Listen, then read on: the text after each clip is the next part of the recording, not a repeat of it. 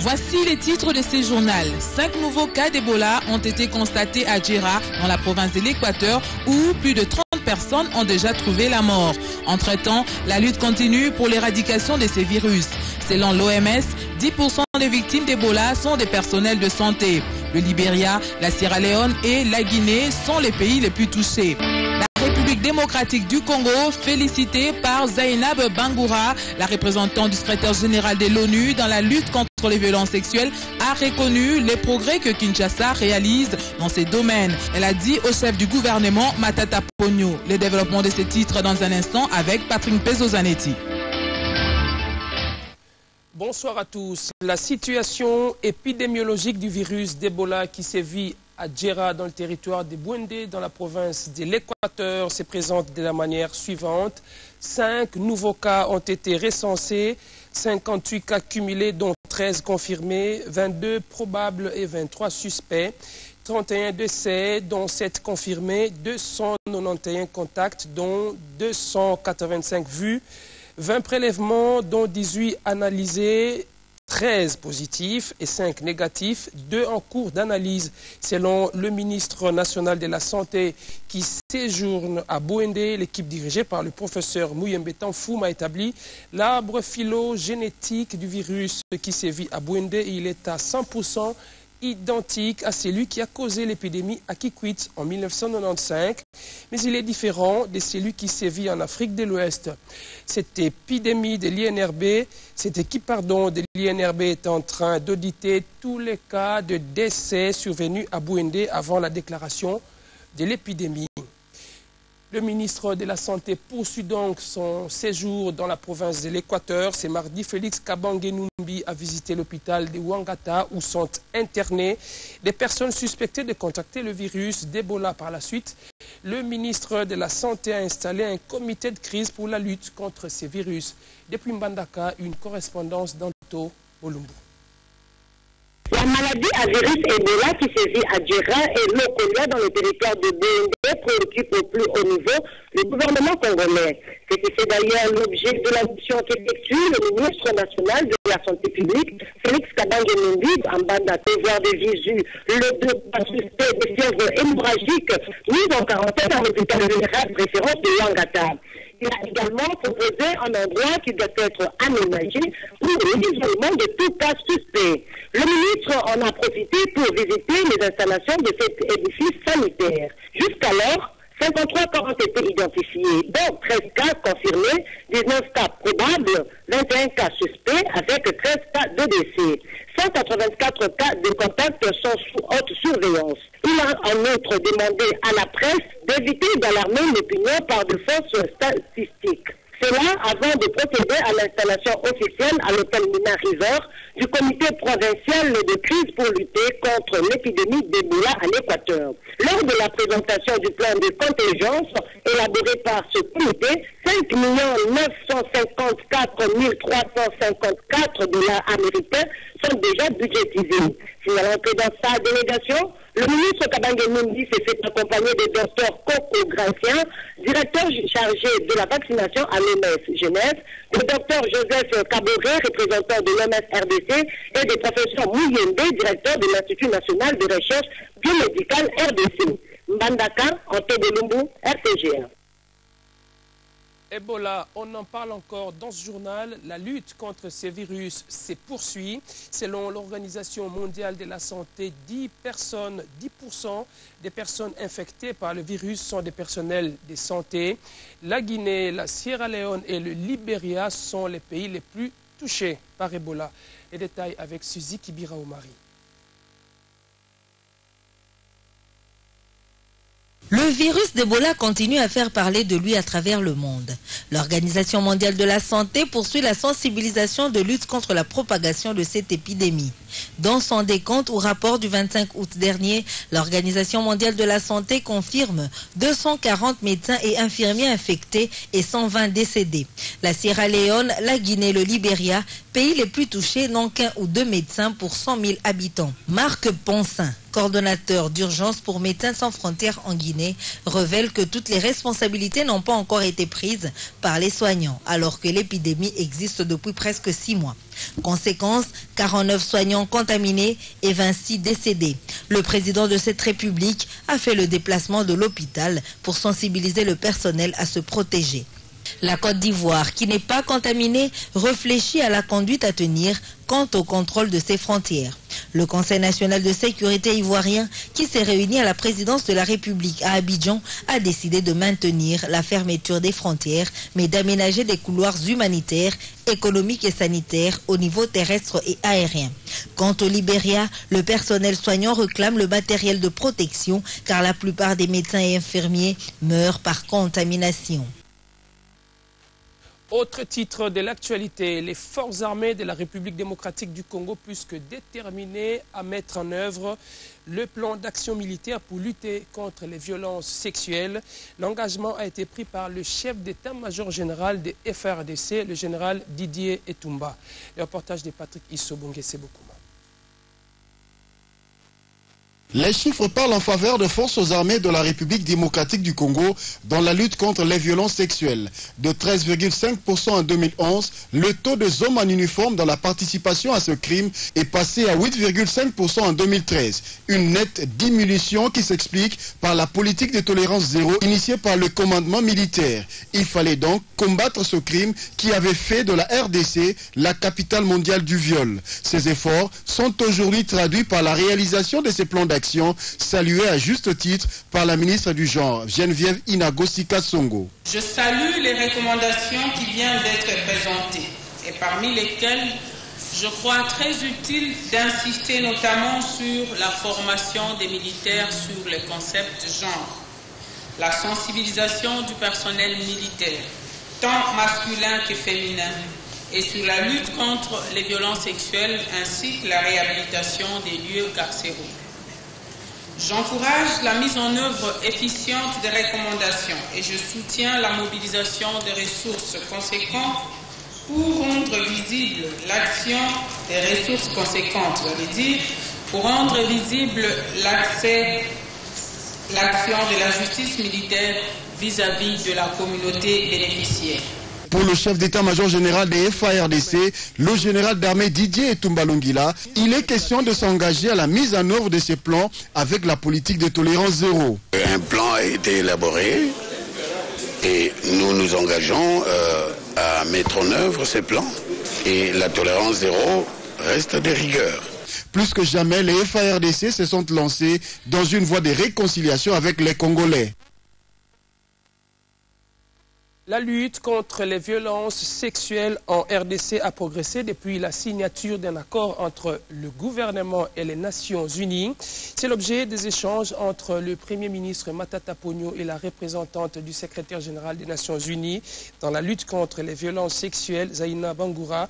Le chef du gouvernement a aussi échangé avec le président de la société minière Banro Corporation, Bibiche Mouzeke Matete. La RDC a enregistré des progrès dans la lutte contre les violences sexuelles depuis la signature, il y a un an, d'un communiqué conjoint entre le gouvernement et les Nations Unies. Zaina Bangoura, qui s'en réjouit, a rencontré le chef du gouvernement Matata Ponyo à ce sujet. La représentante du secrétaire général des Nations Unies sur les violences sexuelles dans les zones en conflit, qui avait dans sa suite la ministre du Genre, a indiqué que c'est pour la première fois que des résultats positifs sont enregistrés dans ce domaine. Je suis venu voir le Premier ministre pour lui dire merci pour tout son appui. Je suis venu lui faire un peu le compte rendu de progrès merveilleux que nous avons réalisés. Parce que beaucoup de choses que nous avions faites, c'est pour la première fois qu'elles sont en train de se faire à travers le monde. Le président du groupe Banro Corporation a quant à lui exposé sur les projets de son entreprise en RDC. Nous avons vu le Premier ministre pour discuter avec lui sur le travail que nous sommes en train de faire, surtout pour construire la société Banro, pour que cela devienne vraiment une compagnie minière congolaise de qualité. Et aussi avoir les réactions du Premier ministre, avoir non seulement son appui, mais aussi ses préoccupations. C'est que nous, en tant que bons citoyens, devons nous focaliser sur cela. Surtout dans le fait que nous sommes en train d'aller de l'avant et de travailler durement. Toutes ces initiatives allant dans le sens du développement ont reçu l'assentiment du Premier ministre Matata Ponyo.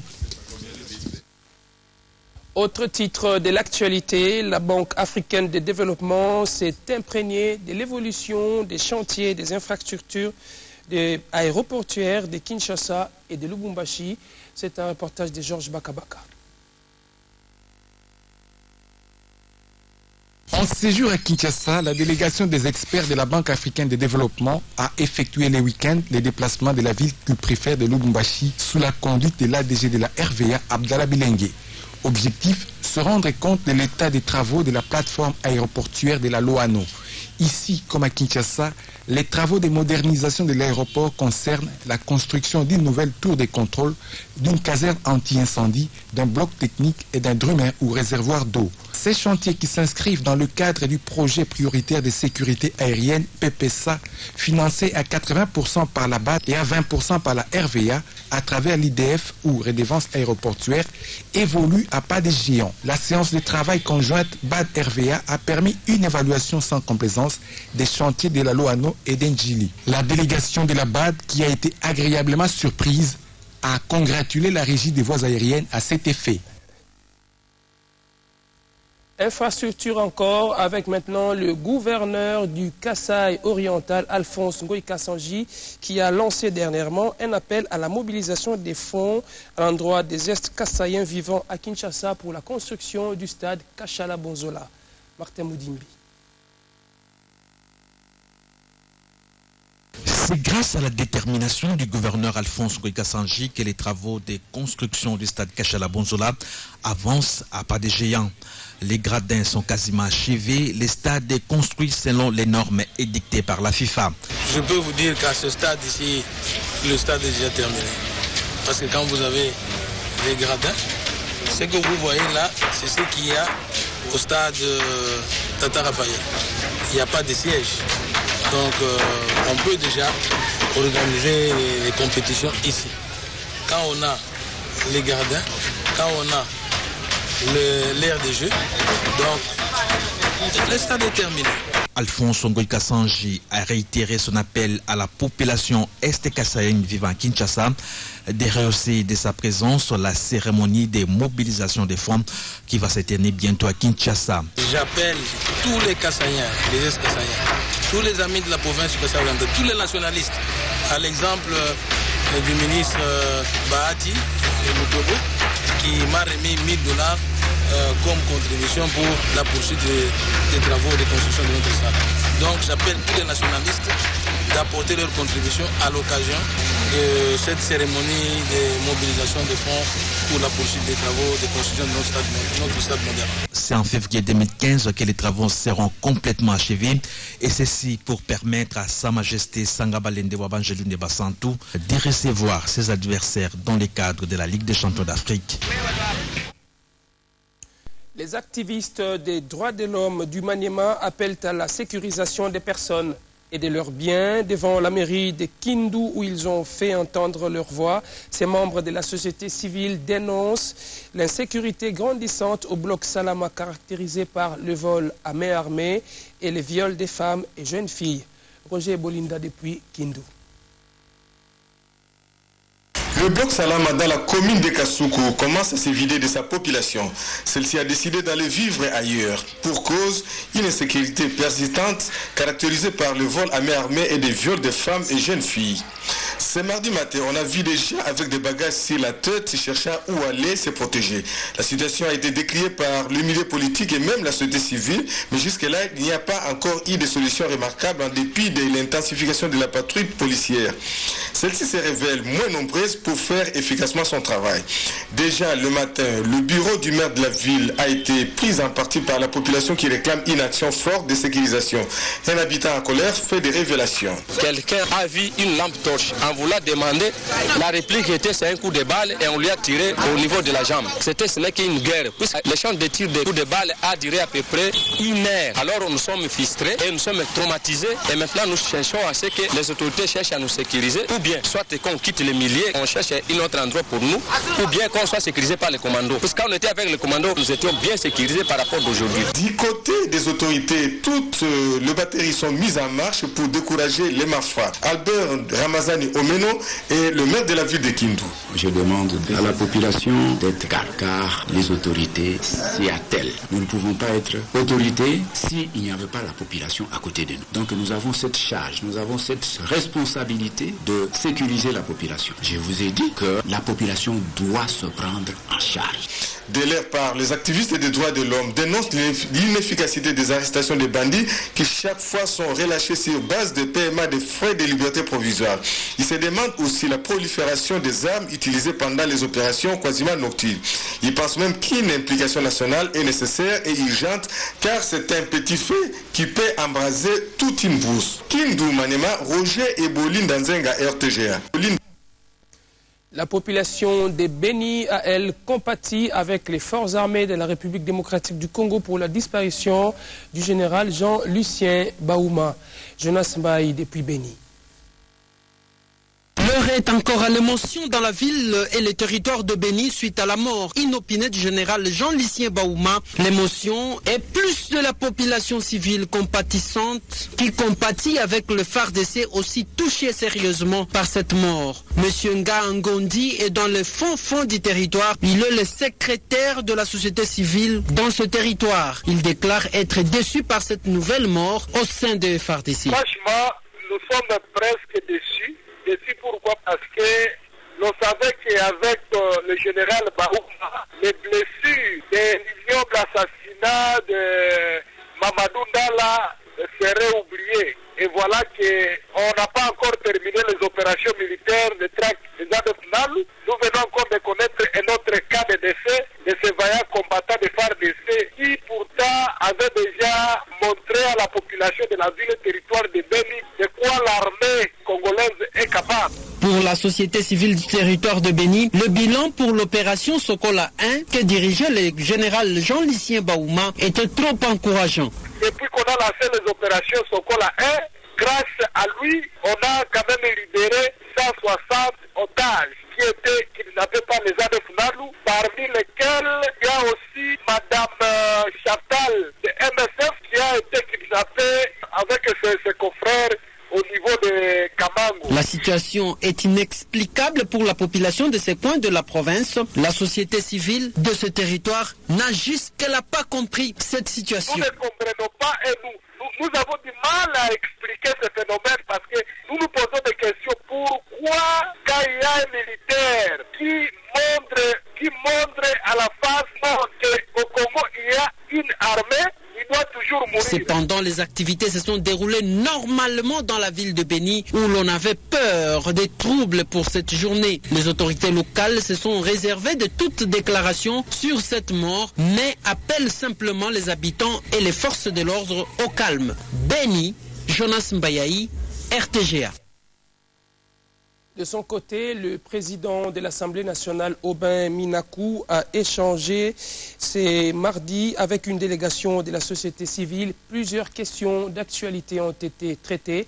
Nous y reviendrons dans nos prochaines éditions. Lisons maintenant la presse parue ce matin à Kinshasa avec Clarisse et Coco Kapalai. Ouverture du congrès FPR, Paul Kagame sort ses griffes, c'est les titres à la une du journal Avenir. Alors que la succession présidentielle fait débat au sein de plusieurs classes politiques africaines, le président Paul Kagame s'est prononcé astucieusement et dans des termes incongrus sur la pérennisation de son pouvoir après son mandat actuel. Africa News lui parle de l'accord cadre, le bon compte de Kinshasa, Mwamba virulent contre les FDLR. Le séjour des RD congolais, du nouvel envoyé spécial du secrétaire général de l'ONU dans les Grands Lacs, Saïd Djenit, à la veille de la grande évaluation de New York, le patron du mécanisme national de suivi de l'accord cadre d'Addis Abeba fait un sérieux état de lieu. Parlant du même sujet, les phares signalent que les déclarations des Nairobi ont été évaluées à Kinshasa sans les M23. Selon les confrères, il s'agit d'un panel d'engagement des fins des guerres pris dans la capitale kenyane par le gouvernement congolais et la rébellion du M23 et dont les MNS est chargé de suivi avec l'appui de la CIRGL. Entre-temps, le guide signale que la vice-présidence de la République pourrait être proposée à l'opposition. Le quotidien ajoute que l'avenir politique cache beaucoup de rebondissements, voire même des sagas. Une année après la tenue des concertations nationales, multiples personnes pourraient tomber nues, notamment en voyant des solistes de l'opposition se joindre au gouvernement de cohésion nationale. Plan d'action des FRDC sur les violences sexuelles, le gouvernement adopte 4 axes prioritaires nécessitant une vulgarisation, terminant par la tempête des tropiques qui écrit grâce à des recherches menées aux États-Unis, Ebola, les traitements SMAP soignent des singes avec succès. Ce journal est terminé, mais les programmes continuent sur la RTG, alors ne zappez pas.